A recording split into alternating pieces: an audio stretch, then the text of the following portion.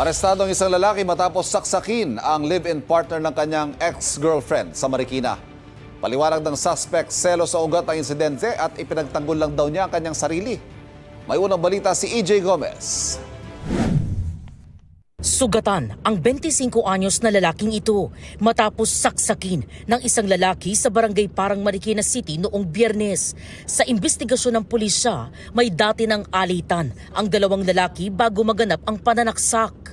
Nung susunduin po sana ng ating biktima, ang kanyang live-in partner, yung ating witness po dito na isang kahera, ay nakita niya po na magkasama po sila nitong suspect na dati niya pong karelasyon po. At yun nga po, nauwi po yun ng isang konfrontasyon at nagkaroon sila ng wrestlingan, yung dalawa pong lalaki, yung ating biktima at nung suspect natin, na doon ay hindi niya na po namalayan na nasaksak na pa pala siya ng ating suspect. Sa likod at tagiliran, nagtamo ng mga saksak ang biktima. Tumawag ng tulong ang babaeng ka-live-in partner at na-corner ng mga residente ang suspect ayon sa pulisya. Naaresto ang suspect kalaunan at na-recover sa kanya ang ginamit na patalim. Aminado ang 28 anyos na si alias Joe sa krimen na nagawa niya dahil daw sa selos. Gumanti lang din daw siya sa pananakit ng biktima.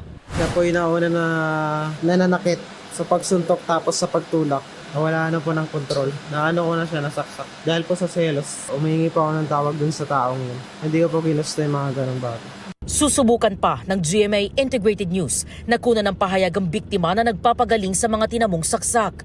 Sa custodial facility ng Marikina City Police nakakulong ang suspect na nahaharap sa reklamong frustrated murder.